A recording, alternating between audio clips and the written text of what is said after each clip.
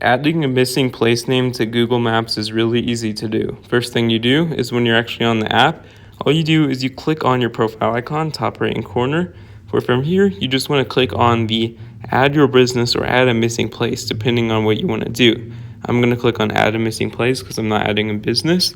And when it actually loads, you just want to put in your place name, category, whatever your restaurant or fun park, etc., your address or this missing location, and just choose to pinpoint to exactly where it is.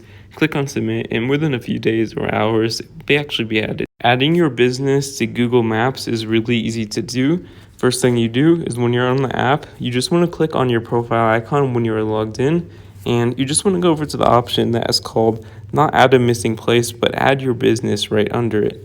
When you click on this, it will actually bring you to the online website where you can actually submit your info, such as the business name, business category, and you also want to submit your exact address and location to pinpoint on the map.